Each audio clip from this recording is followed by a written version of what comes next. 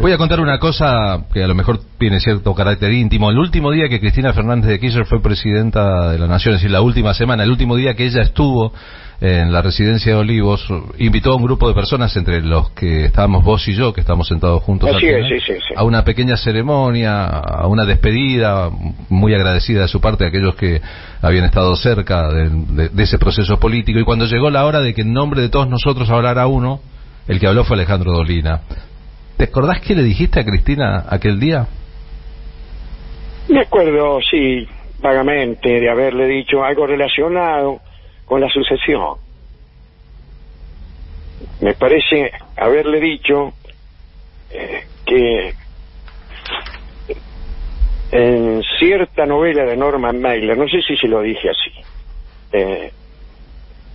aparece un faraón egipcio que resuelve sucederse a sí mismo, y que la mejor sucesión para un gran príncipe era él mismo. La sucesión perfecta era que uno le sucediera, ¿no? Pero como eso no podía pasar, etcétera, y seguí por ahí. Pero empecé con esa extraña idea de que el sucesor de uno es uno mismo. Pero eso es una cosa mítica que no sé si habrá tenido importancia alguna. Ha pasado el tiempo y hoy, si pudieras hablarle de cerca a Cristina y decirle qué te parece a vos la situación política de la Argentina, ¿dirías exactamente lo mismo o irías por otro lado? Probablemente iría por otro lado, por ese temor que tiene uno a repetirse, un temor burgués de todas maneras. Pero la idea es bastante parecida a la que tenía en aquel momento, que también era difícil, imagínate, ¿no? Era casi como ahora, la espera de unos años tremendos, ¿no? Es verdad. ¿Vos votaste siempre peronismo en tu vida? Sí, yo voté siempre peronismo desde que me hice peronista. ¿Y eso? Que no fue, o sea, yo no ¿Y eso? nací peronista. Yo ¿Y eso cuándo fue? Una familia radical, bien radical y rigoyenista, pero no eran peronistas en casa, y allá por mis, calculo, unos 20 años, algo así, yo probablemente mis lecturas, mis amigotes, las malas compañías me hicieron peronista. Sí, hay que tener cuidado con las malas compañías que todo lo peronizan, ¿no? Sí. Es posible que sea así. Y entonces, ¿qué te gustaría votar como votante peronista este año 2023, elecciones en octubre? ¿Qué te gustaría que pase? Me gustaría que la gente despertara un poco y comprendiera que si bien esta no es ni mucho menos una gestión brillante, los males grandes de la Argentina provienen de otro lado, ¿no? Por ejemplo, de la gigantesca deuda que ha tomado el gobierno anterior. Y bien,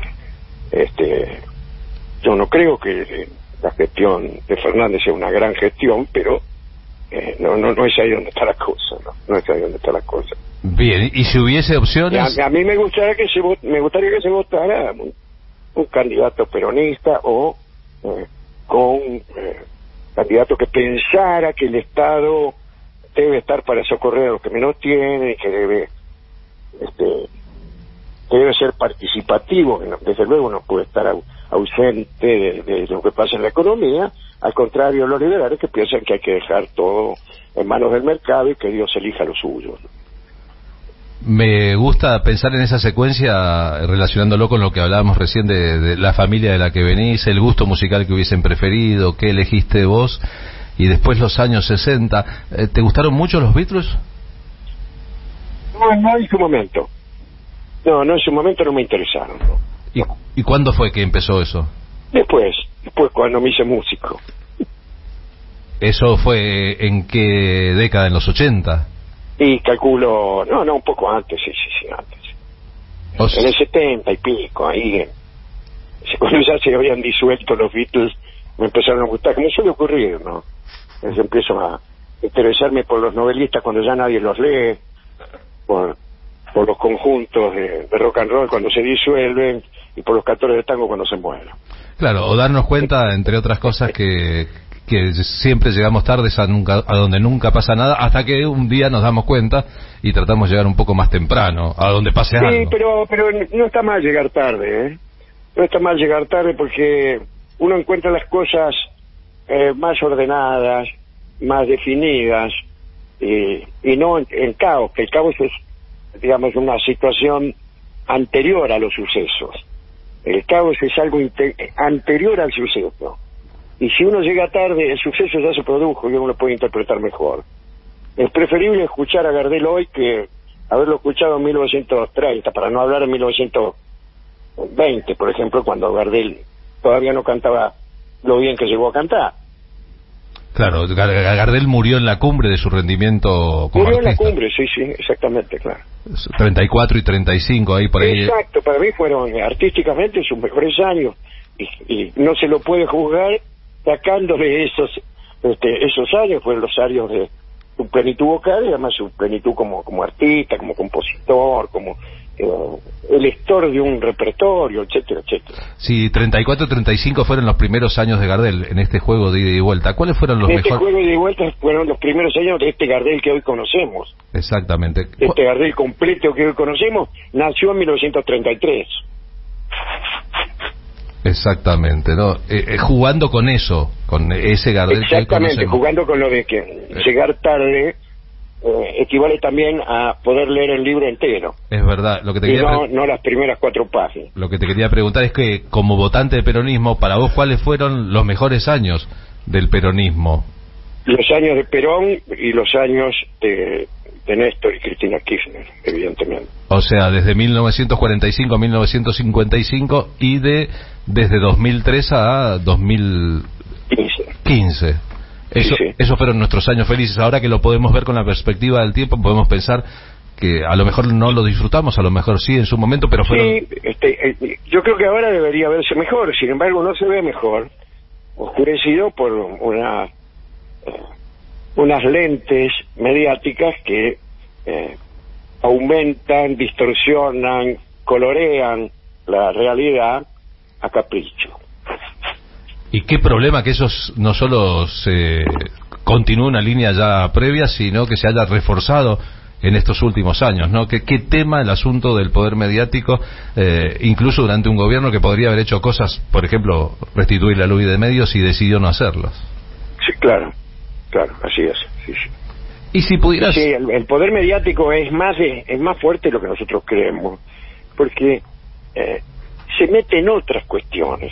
Yo hace un rato estaba en un bar y miraba el canal de televisión que estaba puesto. No es un canal que yo hubiera elegido, pero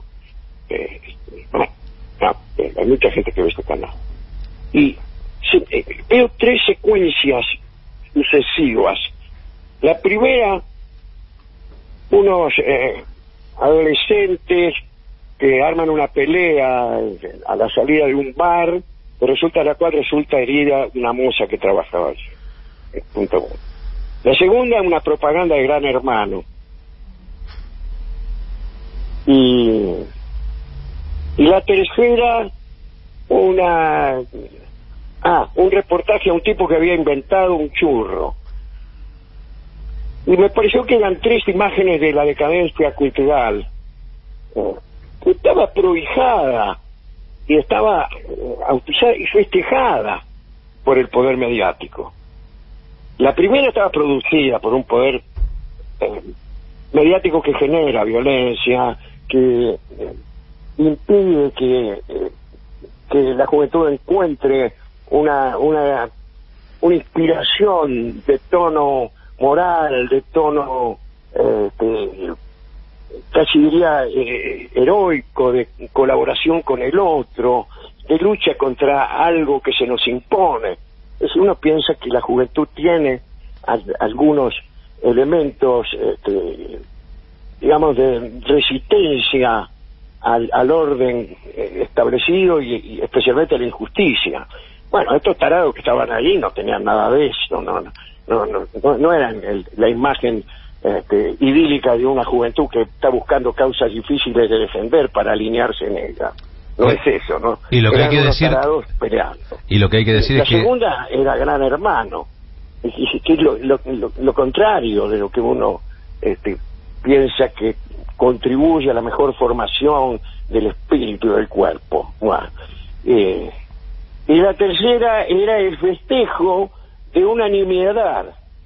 Y yo pensaba, mientras tanto hay tipos que están luchando en la frontera del conocimiento para ver si hacen algo relacionado con la inteligencia, con el pensamiento o con el bienestar de los demás. Y entonces, pero el reportaje se lo hace un tipo que inventó un churro. Entristece mucho. Es verdad, y lo que te quería apuntar es que no es, bueno, detrás de todo no es eso, pura casualidad, sino... Espera, Carlos, sí. Detrás de todo eso están los tipos que eligieron esos contenidos para difundirlos y para que todo el mundo los vea, incluso yo. Es así, claro, eso te iba a decir, no es resultado de una serie de casualidades encadenadas, sino un plan. Es un plan, porque pero el resultado es como si fuera un plan. A veces las cosas que ocurren en el universo nos parecen un plan y por ahí no son un plan, son simplemente el resultado de una serie de elecciones automáticas y binarias que nos conducen o al centro del laberinto o al costado o a cualquier lugar, como creo.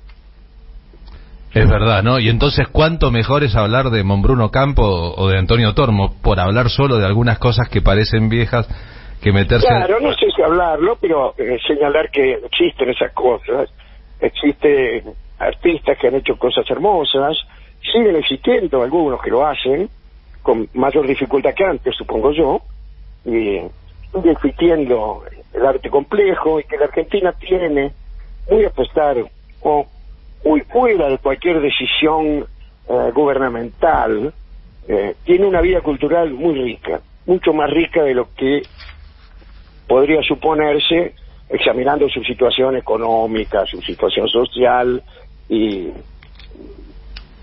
la calidad del medio en que deben desarrollarse los artistas. A pesar de eso, hay muy buenos músicos, muy buenos escritores, muy buenos pensadores, muy buenos dramaturgos. Es verdad, estaba pensando en una idea respecto a que lo que más importante salió de la Argentina hacia el mundo, o sea, los inventos culturales más importantes argentinos serían el tango y sus alrededores, la milonga, etcétera, etcétera, y la literatura gauchesca, ¿no? Son los dos. Yo decía eso no tanto como los mejores, sino como los más perfilados. Los más representativos, claro. Son aquellos que más revelan su argentinidad, digamos, en un primer momento. Cuando vos escuchás un tango o escuchás en un overo rosado, enseguida captás que estás ante el tango, estás ante la literatura gauchesca, y enseguida captás que eso no se parece a ninguna otra cosa. Ahora por ahí, si buscamos por ahí incluso cosas que son artísticamente estupendas, como ciertas literaturas, bueno, no es tan fácil catalogarlas inmediatamente como argentinas porque no tienen rasgos diferenciales. Bueno, es así.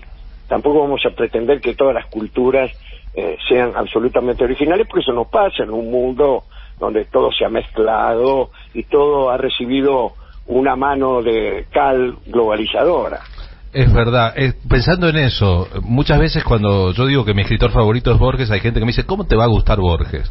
Vos que sos... ¿Cómo no te va a gustar? Vos sos peronista y borgiano. Sí, claro, sí. ¿Cómo no te va a gustar, decís? Sí, claro, ¿cómo no te va a gustar? Es el mejor, yo creo que es el mejor escritor argentino, pero también creo que es posiblemente el mejor del mundo. Ahí nos pusimos igual que Shakespeare o Cervantes. Digamos que Shakespeare y Cervantes tienen una pátina clásica que es invencible. Entonces tenemos el Quijote, tenemos las obras de Shakespeare, tenemos al Dante también. Eso están en el Parnaso de los intocables, pero de los escritores de estos tiempos contemporáneos, yo no me avergonzaría de decir que es el mejor yo he leído, ¿no? Qué lindo sentir que fuimos contemporáneos de algunos de los mejores. Borges es uno de ellos, Maradona sin duda es otro. ¿Festejaste mucho el Campeonato Mundial Argentino? Muchísimo, muchísimo. Lo he festejado mucho como una alegría colectiva también. Que consiste en aniquilarse en la muchedumbre y en poder abrazarse con desconocidos. Eso es algo que los argentinos hacía mucho que no vivíamos, y en estos tiempos que estamos describiendo ahora, esto es más difícil, ¿no? Más difícil. Que haya venido justo un campeonato mundial, que hayamos podido hacerlo en esta época de tanta división y de tanto encono, ha sido una bocanada de aire fresco, ciertamente. Una parte gloriosa de nuestras propias vidas. Si tengo que elegir por vos un tema de los Beatles, ¿acierto si es Because? Because, sí, está muy bien elegido. Está muy bien elegido, entonces sí. Acertamos con Because. Alejandro, gracias por haber... Sí, es una... aparte, yo que soy tan aficionado al canto coral, posiblemente la canción en donde ellos han... ha lucido más en ese aspecto. Gracias por haber charlado con nosotros, un poco de cosas nuevas y un poco de cosas viejas. Bueno, así es el asunto. Las cosas nuevas siempre tienen algo de cosas viejas. Es verdad, como el peronismo. Sí. Por ejemplo. Abrazo grande.